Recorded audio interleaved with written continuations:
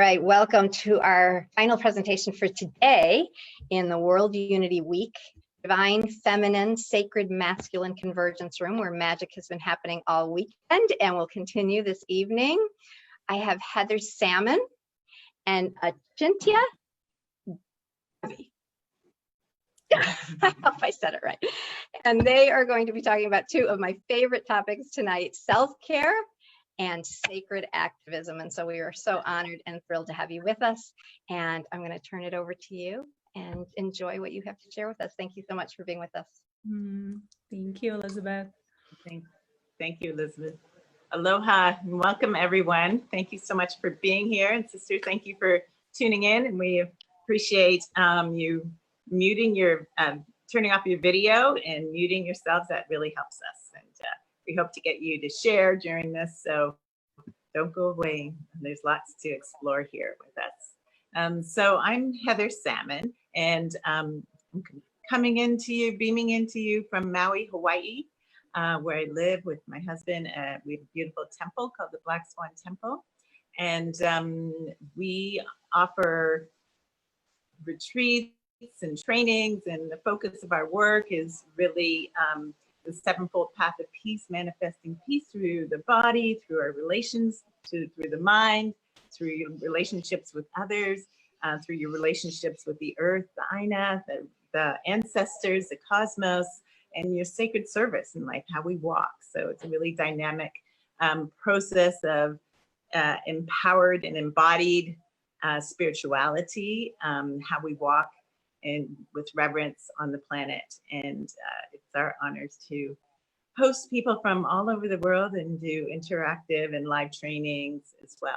So that's a little bit about me, and I'm going to pass it over to Achintya to introduce herself. Thank you, Heather. Heather and I are just a few miles apart from temple to temple, tuning in together, as Heather shared, from the beautiful island of Maui, Hawaii. So I am Achintya Devi, and welcome everyone. I am the founder of Goddess Rising Mystery School and Global Sisterhood Temple, and we offer, connection of global sisterhood around the world coming in together to reconnect with our sacred feminine power in the physical, emotional, and spiritual, really an invitation for us to reclaim the parts of us that have been exiled or have been forgotten as a part of the reclaiming of the great goddess and the divine feminine on our planet for balance, and how this happens personally and collectively through this powerful life journey that we're in right now. And so I offer trainings and ceremonies and rituals to reconnect to your feminine power. And we do live trainings, although of course that's paused right now as we're in this very interesting time, and sacred pilgrimages around the world. And Heather and I actually both offer sacred pilgrimage around the world. And so we're both very much aligned in similar parallel offerings and coming together in sisterhood for, in this particular topic today, self-care and sacred activism, of both which we're very passionate about and embodying, bringing that which is concepts and really bringing this into the body and alive and into our world to be the needed change that we're called here to be and to fulfill our unique soul's path. So that's a little bit about me, and I'm so honored to be here with you, Heather, and all of you who are joining in. Thank you, Achintya. Yes, her work is beautiful. So we're going to begin with a little centering, grounding, and prayer invocation. So I'd like to invite you to come sitting up or laying down, where however you are is fine. And just take a moment to lower your eyes and turn your awareness within. As we come back to ourselves, begin to follow your breath as it goes in and out. If you're able to follow your breath, it brings you into the present moment. You can't be thinking about the future or dwelling upon the past if you're following your breath in this moment. With each exhale, relaxing your shoulders, your face, your jaw. And deepening your breath into the area of your heart. And taking a moment to notice what's alive for you, what's present in this moment, this time. Really honoring yourself, honoring what's authentic for you in this moment. And deepening your breath into the area of your belly, your womb, for the ladies. Just noticing your belly rise and fall. And all the way down into your root chakra and at the base of the spine, the space between the anus and genitals.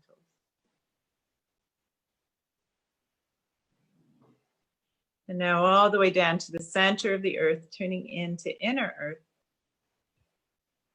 the spirit of the earth.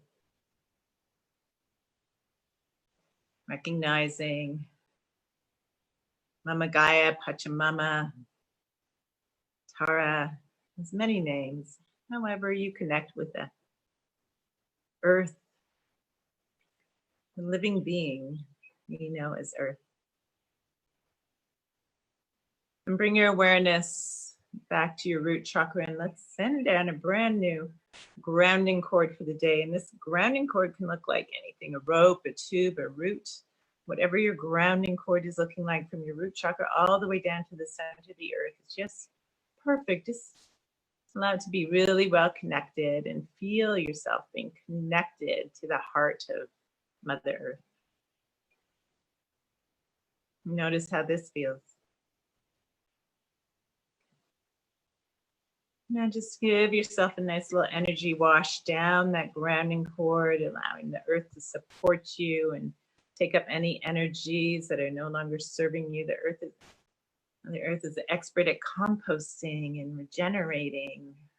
So I'm going to assist us in our process too. And now allow this earth energies to come up in through your foot chakras and through your link channels, infusing you with the mana, the wisdom, the spirit of the earth.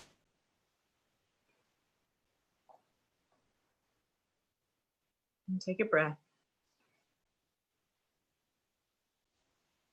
Now envisioning a beautiful golden sun over top your head as we call in our highest creative essence, calling in all of your gifts, your talents, all parts of you, the codes and patterns of perfection of the divine plan and the divine plan for your life. And draw this energy in through the top of your head. Let it come spiraling in through and around you, infusing you with this cosmic consciousness, this divine light. And allow it to go down into the earth. Once you're ready, just kind of bend over and shake it out a little bit and come back up with your hands at prayer, your heart, allowing yourself to be this beautiful conduit of love, earth, and cosmic consciousness, a walking example, balancing the energies of sacred earth and the sacred feminine and masculine balanced within your being, within your heart.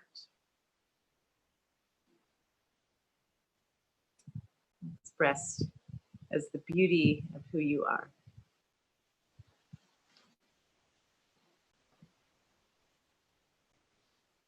And as you feel into this space of the heart, welcoming you to sense the space behind you, the energy of your lineage in this lifetime and perhaps in others, and calling forth any of your guides and guardians, perhaps benevolent ancestors, honoring the past and where you have come from. Feeling that convergence of all of the teachings and lessons and blessings of this unique timeline that we are all a part of and in together, and bring that into the heart. Bringing into the heart space and welcoming all that is present for you now, as an invitation to welcome all emotions, all sensations, all feelings into the center. And as you continue to breathe fully into the heart, feeling the space in front of you, as you look towards the future, the potentialities and possibilities that exist, and the divine plan that is already here from the future coming forward into the heart and making itself known to us. And in this way, linking the past and the future and the heart for all that has been and all that will be. And these energies of the earth below, the celestial soul self and heavenly realms above, bringing them all into the center, this place where all the directions are birthed from and returned to, and to this essence of embodied love, the infinite part of you merging with the finite, and honoring all of us here in this time for World Unity Week, that we are connecting here in the heart, honoring our unification, the diversity within this unification, and the power that comes when we unite in this place of love that is the truth and power and wisdom of who we all are, who we are remembering ourselves to be. And so we give great thanks and honor for this present moment and to all that is arising in our personal and collective lives. And we take 3 full deep breaths here to seal this in and open our space together.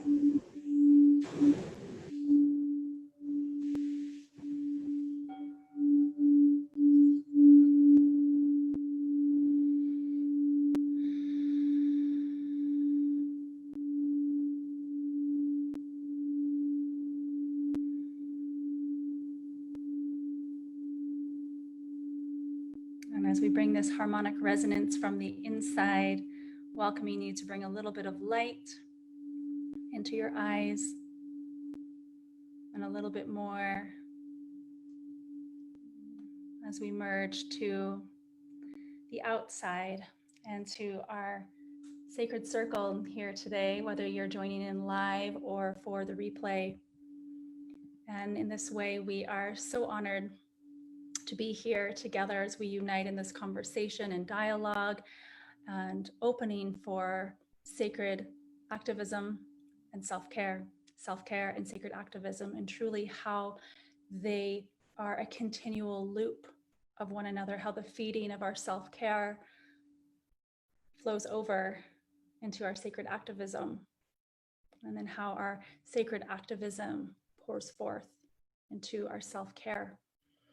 And so we'll be going through aspects of self-care first with our time together, and then into sacred activism with the premise of 3 important and intertwining energies, which are really braided together, which are the self-care and sacred activism for the earth, for social justice, and for spiritual fulfillment. And so you may wish to just be present and receive this, or you may wish to have a pen and paper to take notes. And with great celebration in this conversation, I pass it over to you, Heather, to begin this next part of our journey together.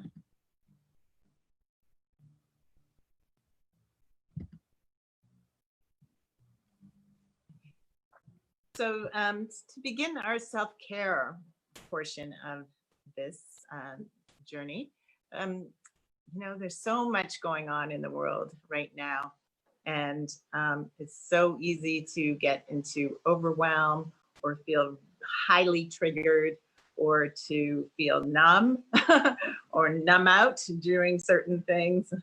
What kind of things we do to numb out? We could be, between drugs and alcohol and all the media and social media, we can use these things to numb out. So we want to talk about coming back to the self and being present in the body and being grounded and feeling balanced in the body. So I know, Achintya, you want to talk the little self versus the big self, and if you want to share a little bit about that, and then we'll go into I'll share the empathy piece. Yeah, wonderful. Thank you, Heather. So we're really bringing this awareness of, when we say self-care, right? Can be the self with the small s, and then the self with the big S, the capital S. So in this way, we're broadening our perspective to invite really that our lives are a living prayer. And so in this way, it is this self-care, which is this physical body temple and all of the ways in which we are human. And then our larger self, which is the infinite part of ourself. And so we bring in this aspect of and it's really foundational, and this living prayer of, may my will align with divine will. And this really brings in this essence of the heart of humility, that we are here in sacred service and this great gift of life that is both a personal and collective journey. And so when we bring this together, yes, may all of our unique gifts, as we were calling these in, and our contributions, which we'll be getting into, may they support the big will, my personal will supporting the big will, my soul destiny and why I've chosen to be here, whether known or unknown, or more coming into awareness of what that is, support for the great legacy of our humanity and this turning of the ages, and how we can bring our diversity into unification to support the one heart. So that really feels like a grounding presence for how we want to bring the rest of what we have to share forward. And so one of the greatest self-care pieces that feels prevalent and very important right now is this aspect of empathy. And so I'm going to hand it over to you, Heather. Great, thank you. Yes, beautiful awareness to start. And I say empathy is one of those elixirs or tools that really can help us move forward, feel more connected to ourselves and feel more connected to others. And so I'm going to share a practice and some tools about how to start with self-empathy, how to create self-empathy for yourself. So let's, Achintya, if you can put that up on the screen. When I talk about empathy and creating self-empathy, we need to be aware of our needs and our feelings, and our unmet needs and our feelings. So whether those feelings are positive or negative, whether our needs are met or unmet, and being able to source the sense of, it's part of self-love. So if you can source it for yourself, creating this empathy for yourself, and then you will understand how to create empathy for others. Empathy is a connection tool.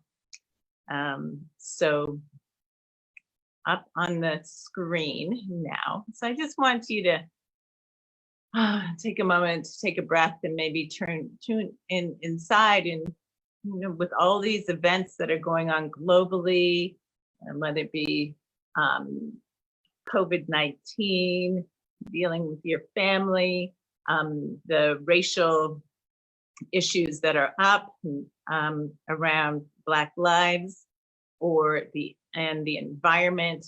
What is most alive for you in this moment, and what kind of, let's look at maybe what triggers you. So this first feelings inventory, or feelings that we might be experiencing when when our needs are being met. Okay, so affection, you might feel compassionate, friendly, loving, open, inspired, hopeful, peaceful, refreshed, grateful, engaged. These are some great, and this list is by no means exhaustive. So just reflect on, when the things are clicking and you're feeling good, and I'm sure you can relate to some of these feelings. Now let's go to the next next page. And this is a feelings inventory when our needs are perhaps not being met. And notice how many more needs we have, feelings we have to describe our needs when they're not being met. From, when you're not feeling connected, you can be feeling disconnected, confused, embarrassed, tense, vulnerable, yearning, having an aversion, annoyed, afraid.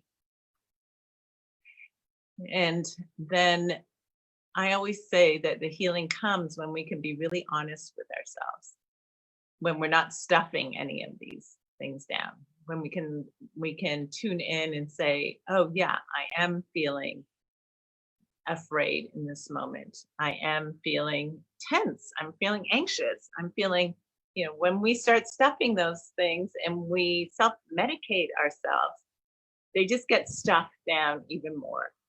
And they can end up manifesting in other ways through dysfunctional relationships, dysfunctional behaviors, and not feeling isolated. Even it can just exacerbate the situation. So through this self-empathy, it's a way of being authentic with yourself and authentic with your feelings. And now let's go to the next page and look at the needs inventory. Needs inventory. So these are needs, these are universal human needs, meaning everybody has these needs. And when we start to realize that actually everybody has the same needs and everyone is just trying to get their needs met, and they might be using strategies that you don't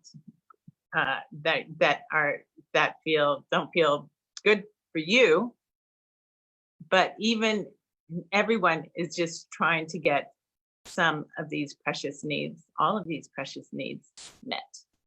So we all have a need for acceptance.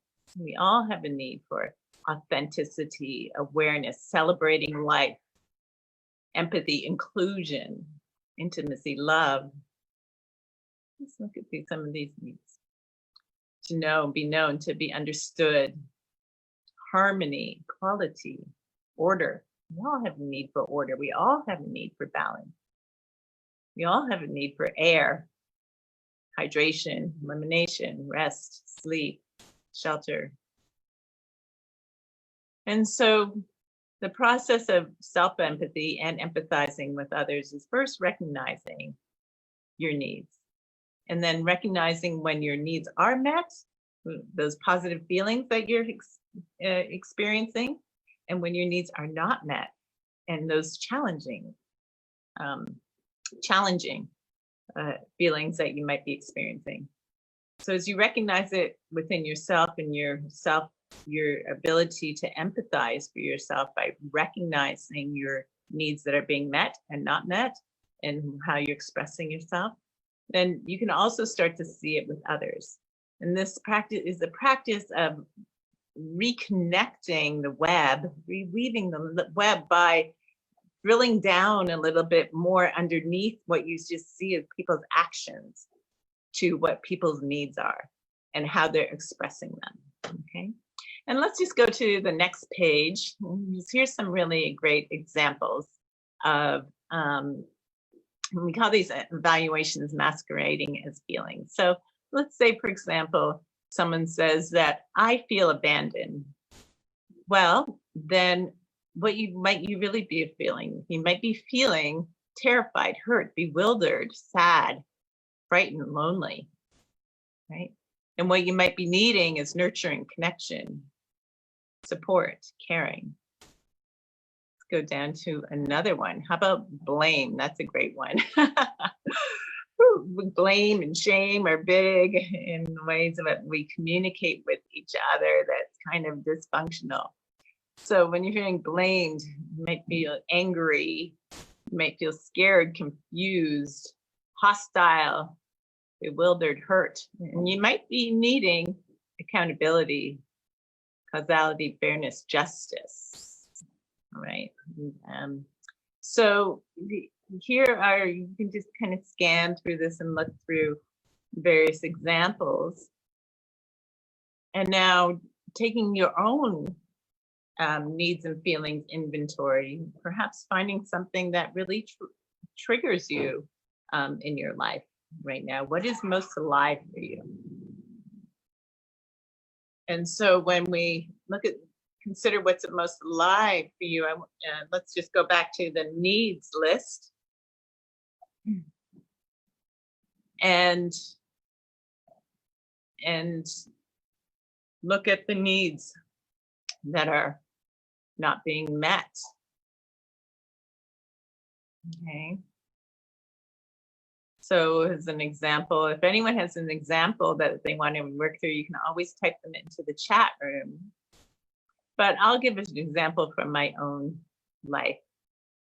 Because I live in the United States, and very live for me is all the police shootings and brutality and injustice concerning Black lives. So I'm feeling, let's go to the feeling. Maybe I can, sometimes it's the easiest to start with the feelings. I'm feeling annoyed, definitely. I'm feeling frustrated, angry. Sometimes this comes and goes in waves. Okay, I'm feeling vulnerable. I'm feeling a little bit scared in some ways. I mean, I live in a beautiful island of Hawaii, but sometimes I go to the mainland, and I'll tell you, over the past couple of years on the mainland, I've had some very interesting interactions with people that were pretty scary as a result of race. And I have not really had those kind of interactions. Everything's been heightened right now, totally. And good, bad, and ugly, things are heightened. So I'm feeling like my needs, let's go for need. My need for safety is not always being met. My need for acceptance, my need for community, consideration, inclusion, empathy, can go through a lot of this. Yeah, there's my needs for my well-being, safety, communication, harmony, I can say are not being met in an honest way. So now that I can I can recognize, okay, I have a need for, I'm feeling frustrated and angry and confused and bewildered, and I have these needs. So my self-empathy practice is honoring those things that are alive for me, not pretending to be, put on a happy face and yes, everything is cool, and but really to be honest with myself about that, and to be able to express to others who ask and care about me if they really want to hear, to be able to express myself honestly about that. So then if I say, Achintya, well, she says, okay, well, how are you really feeling? I'm like, this is how I'm really feeling. My needs aren't being met, and it's a deeper way for her to connect with me because she has the same needs as me. She has the same needs of being safe. She has the same needs, well-being needs of acceptance and connection and community and support.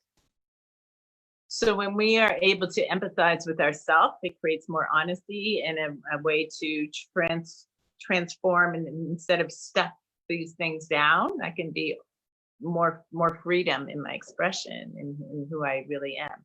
And it also opens a door for others to connect with me in a meaningful way.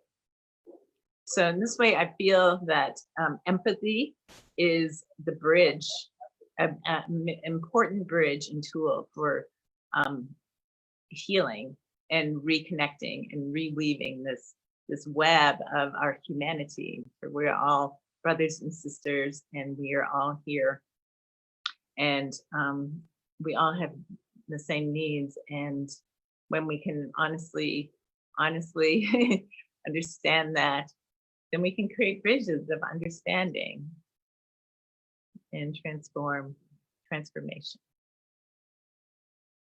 All right. Well, if you have any thoughts on that or questions or reflections, you can type them into the chat room if our chat room is open, or make notes for yourself. So that's what I wanted to share about empathy and self-empathy.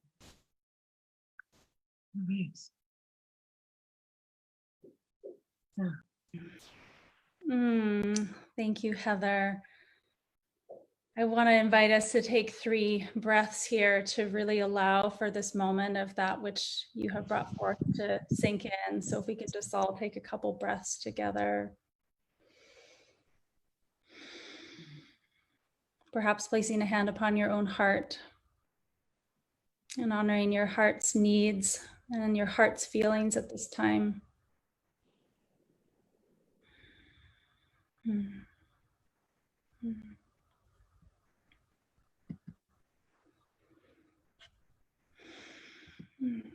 So thank you.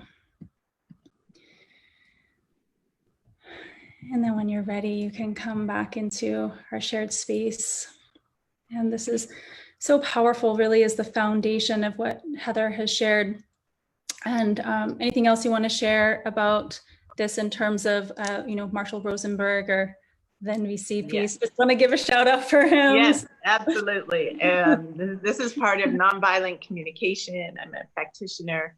And so Marshall Rosenberg, this is definitely, you can get his book, and there's also nonviolent NVC or nonviolent communication trainings and practice groups and empathy practice groups all over the world, really. So I invite you to explore nonviolent communication as a tool of deep self-care and sacred activism. Yes, and so it is. Oh, thank you.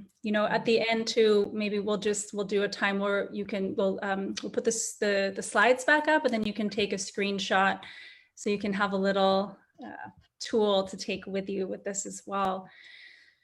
So this basis of self-care really brings it home. It brings it home to the personal needs and the small self, and then the greater self, in that recognizing that my sister, my brother, the other has the same needs as I do.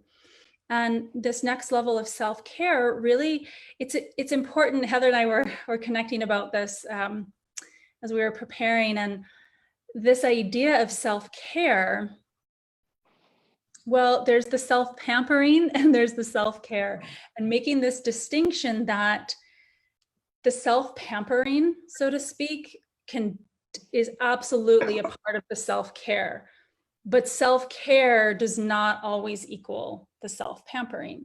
So we are speaking about, yes, the self-care to be caring for your physical body, to be caring for your emotional body. And this is where there's a real linking in with this compassionate or nonviolent communication as a way to have deeper connection with your own self and with others. So when we go to the space of, our needs, this is really where the self-care comes in. And we'll bring in a few of these examples. The need for connection. We'll start with this.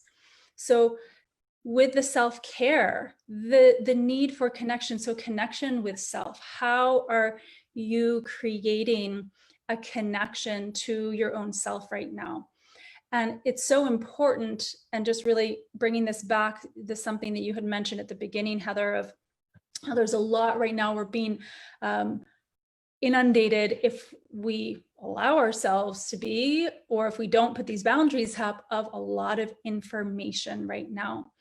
And so what are we connected to? Connecting to our to one another? Are we connecting to the earth? And this is where that links into environment. Are we connecting into Mother Earth? Are we connecting into the feelings that are alive for us? Are we connecting into the feelings of our loved ones? Are we having too much connection with the news, with the media? So bringing that question of connection. how and what will support self-care for you in terms of connection. Maybe this does mean self-massage. Maybe this does mean creating a practice for yourself, a body movement practice, such as yoga or Tai Chi or Qigong, or a dance practice, to bring forth a real honest and authentic connection with self. And that's really bleeds into this need for honesty, to have authentic connection with self, to be in integrity with ourselves, and to come into presence. And that's all about that connection with the heart.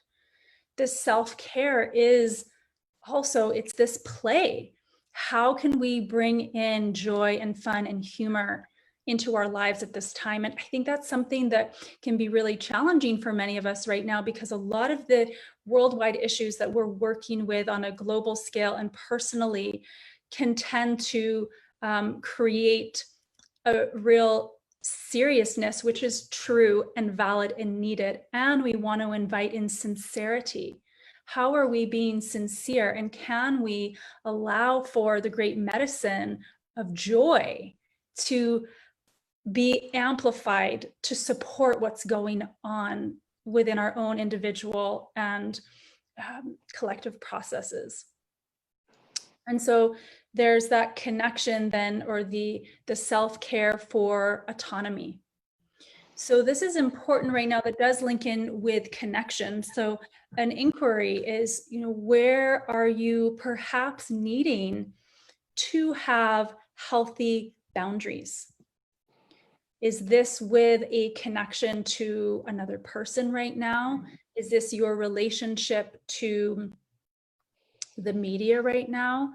Is this work? Are you spreading yourself too thin? It can become a tendency to bring forth a lot of energy into sacred activism.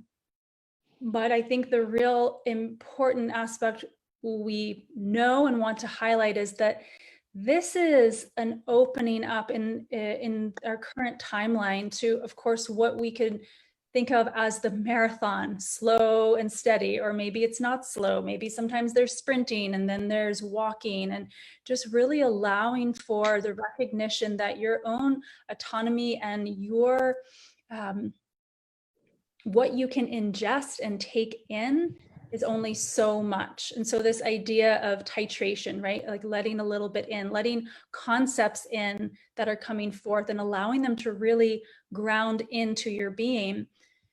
Can you then create a time of, with compassion for yourself? Where will you need to say no? Okay, no more, I'm done. This is my service for now, or I can have this conversation up to this time, and that's good. Where are you needing to create these boundaries so that you can create sacred space? Oops. Sacred space for yourself. And this can include the environment, your home space that you are in, the sacred space then internally, and also the sacred space of who you are connected with, who you are keeping company with, who you are in relationship with. And this takes acknowledgement and responsibility, and it's an important invitation to have as we're in these eclipsing times. Venus has just moved direct. We have all these planets in retrograde right now, which are symbolic and representing and are the living energies of this timeline that we're in, of great reflection for dismantling of systems of oppression to come down and to restructure. And so this is so, it's a time where we're needing to acknowledge, we're needing to take responsibility. So this place of self-care, we want to bring forth this as an invitation for deeper inquiry of how you can get these needs that are universal met at this time. And one of the things that is really a beautiful avenue with the self-care piece that links into the sacred activism, and where the me meets the we is the meaning of life. We all are here for meaning. And so this is the celebration of life. This is how we can contribute to the great change that we're here for. This is how we can bring forth our effectiveness and our own growth and our self-expression and our understanding, and for being challenged and to come into greater clarity for the meaning of this time, and the meaning within, in terms of our collective, and the meaning within your life. So again, the small self meeting the great self. And of course, we do want to emphasize this aspect of the self-care being that of your physical body. It's a temple, right? So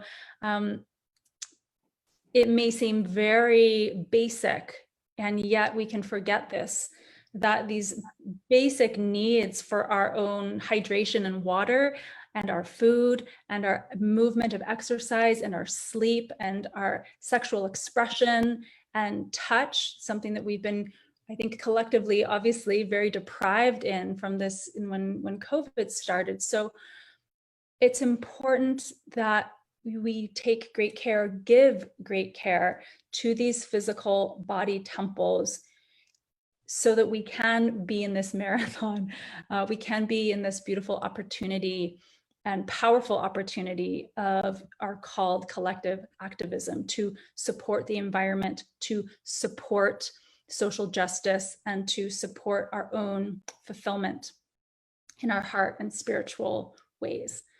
So with that being said, we do want to bring this and transition this now into the sacred activism piece.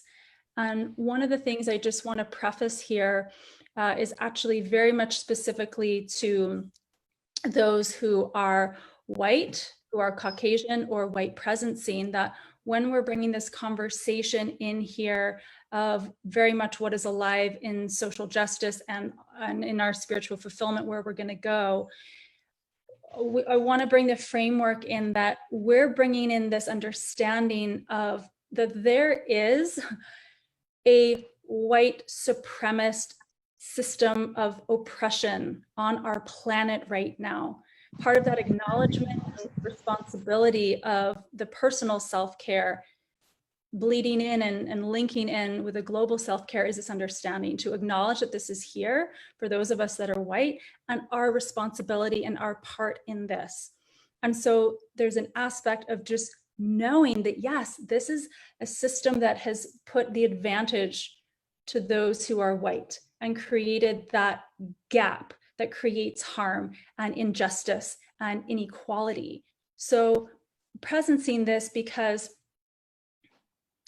it is absolutely essential for those of us that are white presencing, to be in a living, embodied experience of dismantling this system. So it's not personal, right? This system is global. Because we've been brought up into it, we are all working with this system of those that of either because it's a system of oppression, of being the oppressor or being oppressed.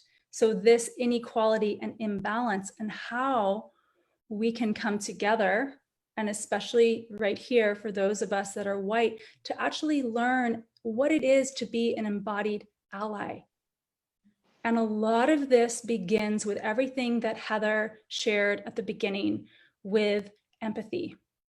And these same needs that Heather had shared. I have a need for peace. I have a need for balance. I have a need for equality. I have a need for diversity and celebration and acceptance of all beings. And where then I see where there's injustices, okay, how can I play a part? How can I do this internally? And how can I do this externally? How can I go into the sacred self-care inside here to extract that system out of me? And how can I be a supportive ally out in the world as well, and for those that I'm in connection with? So it's important that that is shared. And I want to pass it to you, Heather, to add to that. I so appreciate your willingness to be present and authentic at this time, Achintya. And Achintya and I have been friends for about 8 years now. And we've been through waves of as priestesses, we're both priestesses, and I feel that our temple, those who are walking, say that they walk a spiritual path, be really present to this and not just bypass, unless that's what you want to do. But I'm always like, well, what is your ministry? Really? Like, what is it? And to me, we are here to be of service as people who say that they are spiritual. And so to me, it is looking at issues of environmental issues and issues of social justice and issues of spiritual fulfillment, and recognizing that all of these three are interrelated, interconnected, and we can't really just address one. You can't just address spirituality. If you want to be part of the midwifing or being a change agent, that we need to be, that we need to recognize the interconnectedness and interrelatedness of all of these aspects. And yes, colonialism, no matter where you are on the planet, you've been impacted by colonialism. Colonialism has, in the past 400 years, killed off 280 million people of color. 280 million. And we are still, no matter where you are in the world, we are still all being impacted by this, whether through the environment, whether through social justice issues, whether through this feeling of unrest within the people, restless souls not feeling connected. We know that in the modern world, money is not bringing us a sense of connection and fulfillment that the modern world kind of promise of the modern world, that we're actually in a crisis of disconnection at the moment.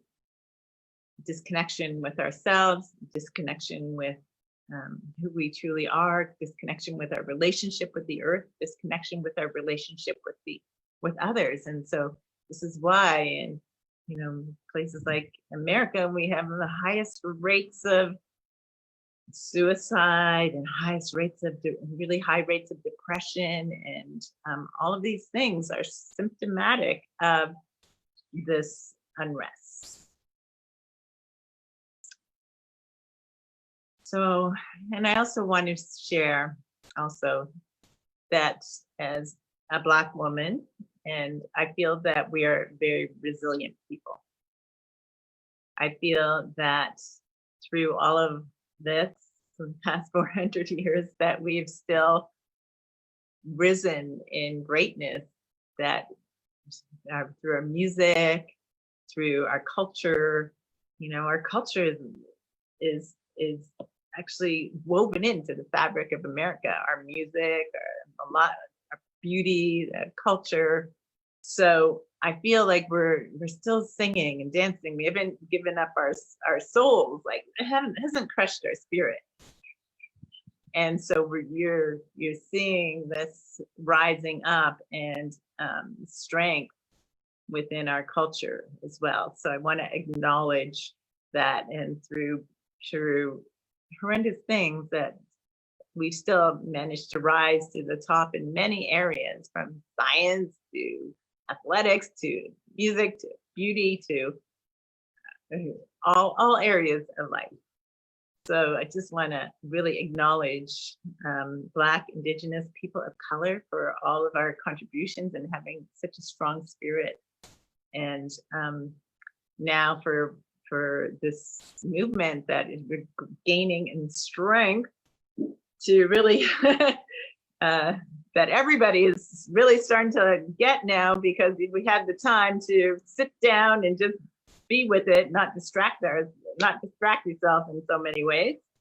right here in everybody's face. And so what are we going to do and how are we going to do it?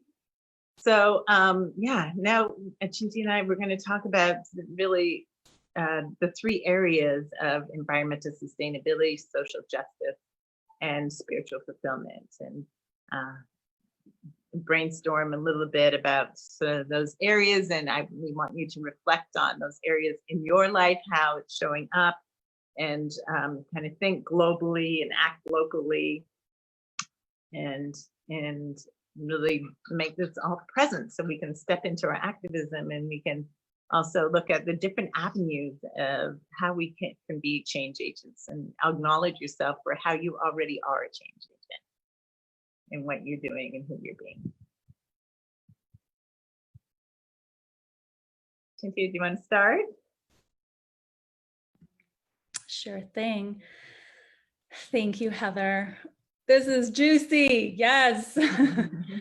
So important and so alive and timely with everything that is happening right now on our planet, and internally and externally. So as Heather shared, this real truth of, okay, knowing that we're around the world and we're coming together in the unity of the heart, and to be bringing forth, of course, this global connection, but to make it very grounded and embodied, to be bringing forth activism in your local area. So for example, we go to the first out of the three. So our environment, we have the environment, social justice, and spiritual fulfillment. So when we think of the environment, of course, this is our planet Earth and where on the planet we are. So we well know that wherever we are on the planet, either nearby or we know of areas, waterways that have been dammed, that have been polluted, our forests, pipelines that have been putting through the earth, and how this, I'm just going to pause here because everything that we're going to be sharing really links in. There's a braiding. Everything from the environment is linking into the social justice, which links into the spiritual fulfillment, and then linking back up to the earth and the environment. So this is a way of really truly weaving the web of life, how this all breathes together, and how it is connected. So it's important that we not isolate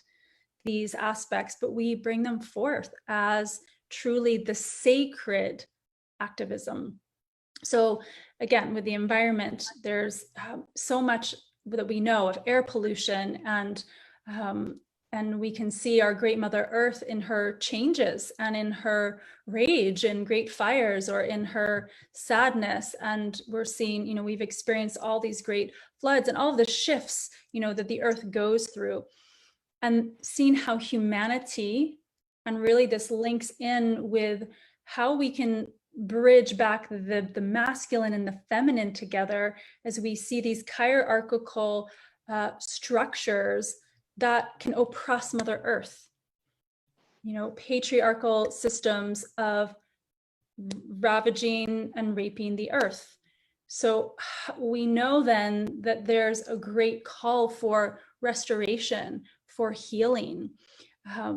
We were bringing this idea that there's the rights to the earth. We have a responsibility, and how can we support to bring the rights for Mother Earth, be a voice for Mother Earth, while at the same time, how can we honor the rights, R-I-T-E-S, the rights of Earth? Meaning, how can we live in connection with the earth, in her sacred cycles, in her rhythm, in connection with the seasons of the sun, in connection with the phases of the moon, in our own bodies, whether we are male, female, non-binary, these sacred rhythms of creation that are outside of us and inside of us.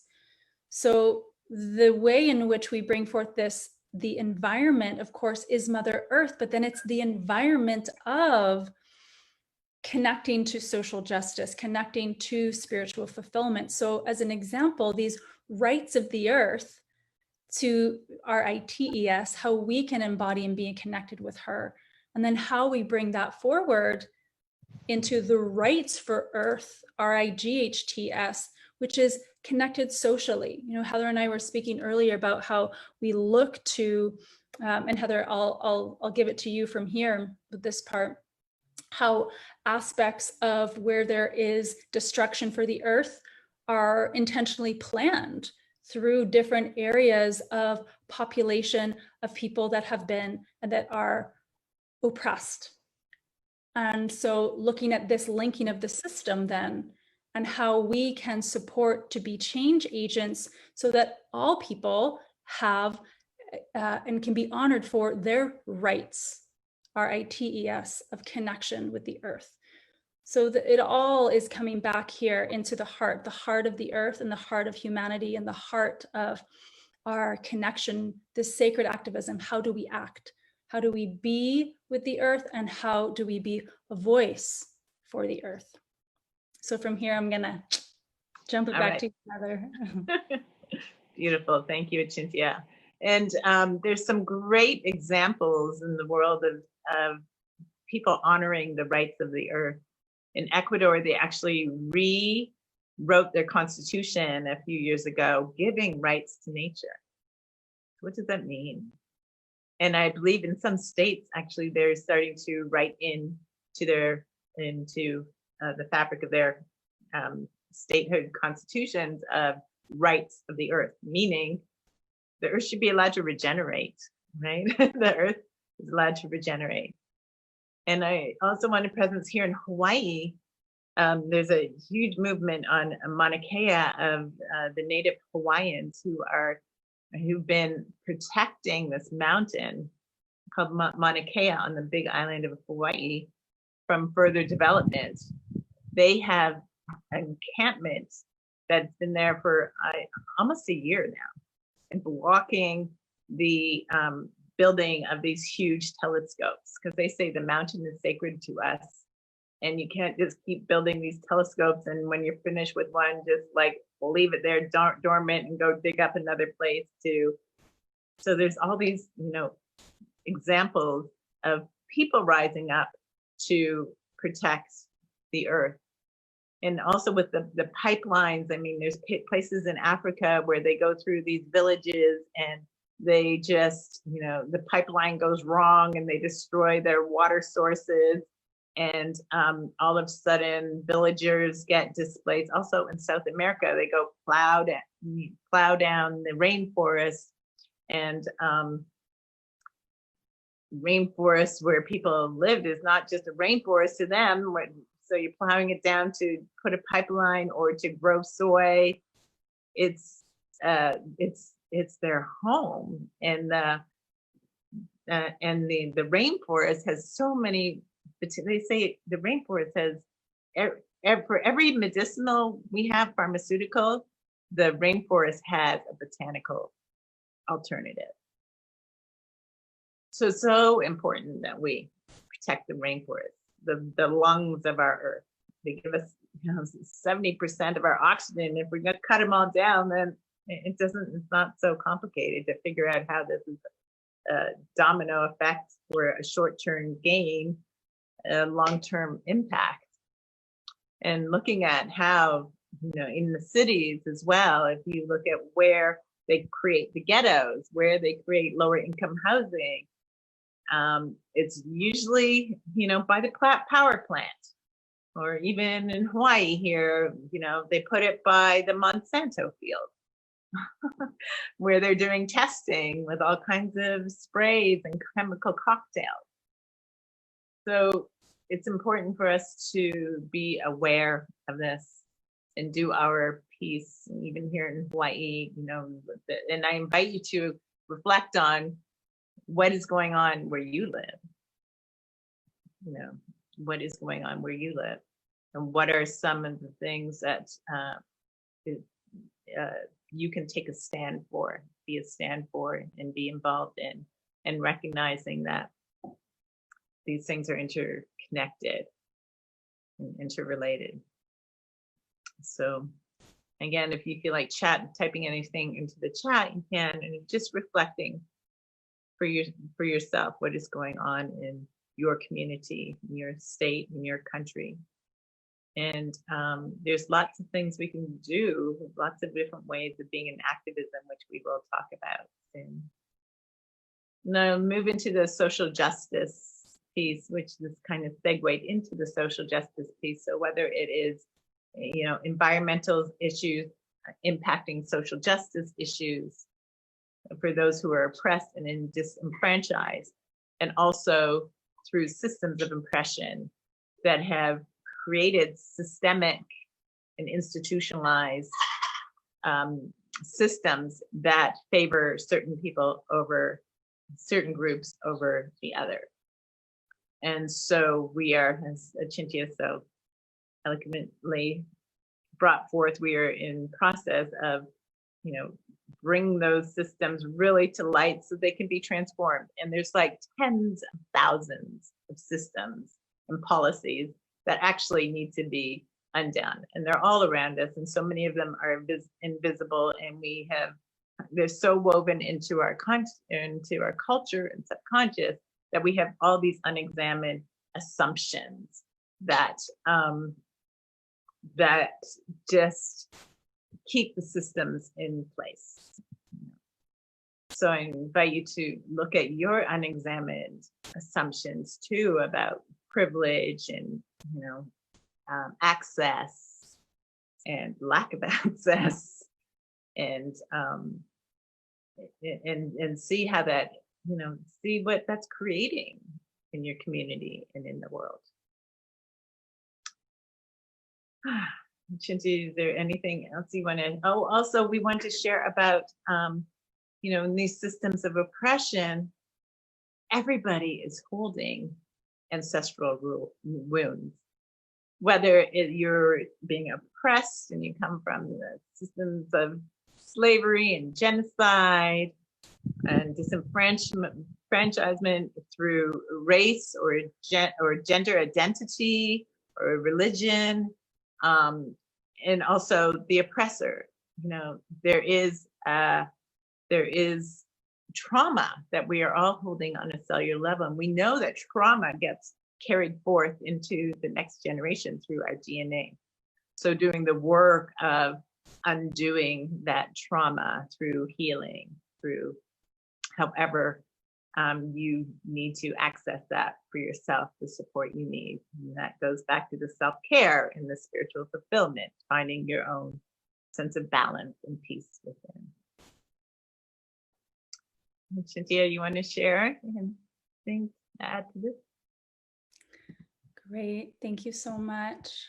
So I just want to actually echo in a different way a couple aspects, and I'm moving into the third aspect because we want to save time for the finale piece of like where we can take action. So really, you know, as we were sharing earlier, just and here is, you know, with this piece of social justice, this invitation for a great recognition, this piece which you shared, Heather, that the trauma of being oppressed or the oppressor is literally in the DNA, and it has been scientifically proven. I can't remember, I think it's like 10 generations behind us. And so when we have that recognition of the power that we hold as living beings right now, and the opportunity that we have to do this work so it doesn't get passed on to the future generations, is a great responsibility. That's that simultaneous acknowledgement and responsibility. There is a great invitation that's here where we recognize that most of the world has been colonized, and it's been in our lifetime, but it's been in the past for generations and generations and generations and generations. So we're a generation right now at this crossroads of time and possibility where so many of us are waking up to what truly being a human being is, that which is divine and spirit, and that which is the infinite part of us, and our humanity, that which is our finite part of us. So how are we going to contribute to the decolonizing within our own minds, perhaps, and in our world? As Heather said, tens and thousands of systems, because the intention that we have with this, in the knowingness that so many of us have been displaced, you know, many of our ancestries were they're weaving all around the world. So we may not be living in the place where our ancestors are from. So how can we authentically, part of self-care, reclaim our roots? How can we then really honor this to heal the wounds, whether this is the trauma of being in a lineage that has oppressed or has been oppressed, with the intention from the heart of knowing, as you said, Heather, at the beginning, the two sides of the same coin, so that we can come together in unity, where we're moving through this, obviously, in such a big way, where these old traumas are coming to the surface. So coming back to that empathy piece is so key for how we connect to self, to other, so that we can honor these wounds for what they are, and we can heal, and we can transform, and we can really move into an honoring and a celebrating of our diversity, right? So if we're all around the world right now, in different places, different colors, ethnicities, languages, ancestries, I believe that there's a great gift to this as well. And this is part of the opportunity that we are being given. But we have to do this dismantling work as a part of what's coming forth. And so of what we want to co-create. And really, this is connecting in with our spiritual fulfillment. So I'll just transition into the spiritual fulfillment part, because we all want, really in the heart of it all, we all want to have the needs of ourselves and others be met. So we understand that within this, that spiritual fulfillment is this connection to the divine and a connection to our human family. So this reconnection to our humanity. This is what World Unity Week is so is just such a powerful living prayer and conversation to reconnect to our humanity. So this spiritual fulfillment, linking in with the social justice, how can we reach out, to those that may not be in a same place of privilege, and really bring forth support and uplift, and reach out to bring in, it's like stepping out of our circles of comfortability into where there's more perhaps uncomfortability, or where you haven't seen before, and outreach your hand to somebody that maybe you wouldn't have a few weeks ago, to widen a beautiful circle of experience, of age and color and experience and language.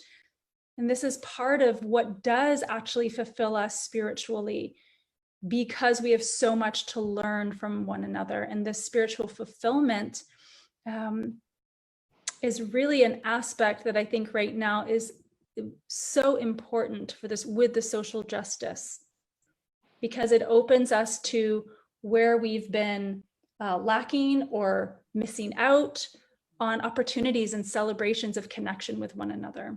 So I'll give it back to you, Heather, for this piece of spiritual fulfillment, and then we can go into our call to action. Okay, great. Which is related to spiritual fulfillment. So that's fantastic. I think I feel pretty complete here. The thing I want to presence here are two things that, is one thing really is the issue of cultural appropriation. So cultural appropriation, a lot of people have a lot of different ideas about this, but I propose that we are now living in communities and in a world that there's a lot of diversity, a lot of different people here in America, in Canada, where Achintya and I are both from. There's a lot of diversity. People have come to these places for a reason, and they're mixing.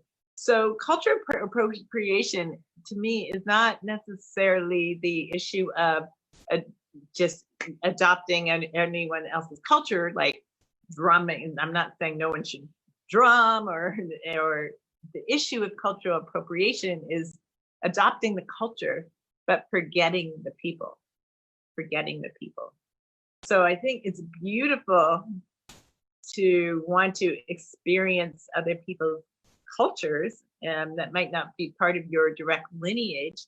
And there are many teachers there around that will welcome you in. So if they're willing to welcome you in and share with you, then of course there's beauty and love and authenticity, and a lot of good things come from that. The issue is forgetting the people, forgetting the people. And just a quick little example I was used to play at this sacred space in California, and I used to offer these ceremonies, and this Senegalese drummer came to me. He's like, "Oh, I want to play for your ceremonies. I love what you're doing." I'm like, "Yes, of course." So I had him come play for my ceremonies, and then I got a complaint later by the powers that be, who were white, basically, that the Senegalese drummer was just too loud and with his drumming. But they didn't mind having their kirtan with a group of all white people with their boys playing the djembe. So it's like there's something really disconnected around that, and adopting, forgetting the people. I mean, I know shamanism is kind of people want to be shamans, but don't forget about the people. How could you uplift, include, invite, empower, educate? There's things that we can all do to support the lineage of these practices and people that we so enjoy and want to practice ourselves. All right. So with that, we are going to move on to our last piece here. And it's really an invitation. Achintya said she's going to bring up another page for you, and we're going to go through invitations and ideas of ways of being a change agent. How are you being a change agent in the world? And so we're going to, as we go through these, we invite you to reflect ways. And we just want to preface this that we found this amazing list that we both really resonated with, and we're not exactly sure who the author is. So if any of you know, or if we find out, we just want to honor them. All right, we would love to know who wrote this brilliant list. We love it. Okay, so I'll start. Weavers. I see through lines of connectivity between people, places, organizations, ideas, movements. Maybe you identify with being a weaver, or maybe you're going to identify with being several of these. I identify with several of these change agent actions and ways of being. So from the weavers, and yeah, as we're sharing this, you can take a screenshot of this. Again, the only thing we saw at the top was the framework, and we put in here ways of contribution as an agent of change as we see it. So honoring the brilliant mind that this came from, in support of really how we can really open up into different ways of contributing, which are all linked to contribute in our ministry, to contribute as an agent of change for social justice and with the environment, and in our spiritual lives. And so from weavers to experimenters, I innovate, I invent, I take risks, and I course correct as needed. And of course, you can add in your own definitions here for what it is to utilize your gifts as an experimenter. Okay. Thanks, Elizabeth. She just posted, she thinks she knows where this came from. So fantastic. Oh, great. She put it in the chat box. Okay, frontline responders. I address community crisis by marshaling and organizing resources, networks, and messages. Visionaries. I imagine and generate our boldest possibilities, hopes, and dreams, and remind us of our direction. And we want to put in here and add to the artistry as well. This is the visionary art. It's you as the visionary, and how do you bring that in your unique gifts to be embodied? How do you bring forth those images and visions to life? How do you bring the great dreams that you have and anchor them on the planet in support of not only just reminding us of the direction, but actually being the living, embodied direction? Mhm. Beautiful. So builders, I develop, organize, and implement ideas, practices, people, and resource and service to a collective vision. Builders. So how does that work in your world? Are you a builder? Do you like to organize and implement new ideas and resources to help midwife the change? It's like, okay, like Buckminster Fuller said, the way to make a change is to create something so superior it renders the old obsolete. So we need the builders, and we need all of these aspects to help build the new, so we can just steward the death of the old and step into the new. Mm-hmm. So caregivers, I nurture and nourish the people around me by creating and sustaining a community of care, joy, and connection.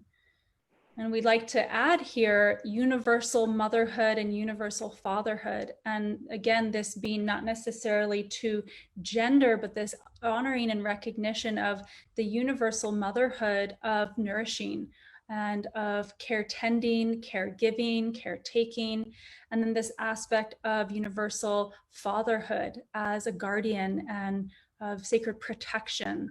So in this way, we can look at this as universal parenthood as well as the caregiving. So however that may resonate for you. And one note I want to share specifically to the single parents out there and a lot of single mothers that I've been connecting with recently is feeling that they are wanting to contribute, but don't know how. And here they are as mother or as parents, raising the next generation and bringing that. I want to lift that up and reflect that this is one of the greatest ways of changing our planet is by the being that you are caregiving to and being the parent of and supporting them in becoming the greatest being that they can for our world. So this is really to uplift the caregivers and the parents in this way, that it can be the change right at home, not necessarily just outside of you. So, yeah. Beautiful. Thank you.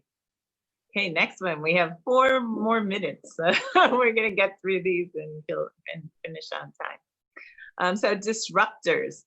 I take uncomfortable and risky actions to shake up the status quo, to raise awareness, and to build power.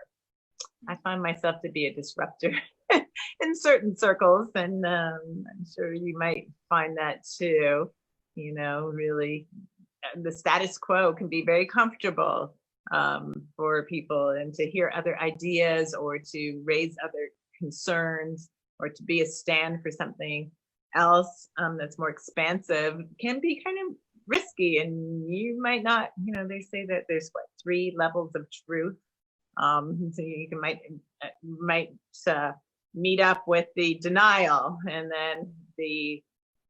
then finally you get to acceptance of truth. So the disruptors are the ones that come up first, and they're like, this is not working. This is not Pono. This is, and shake it up, rattle it. And it can be very uncomfortable for people.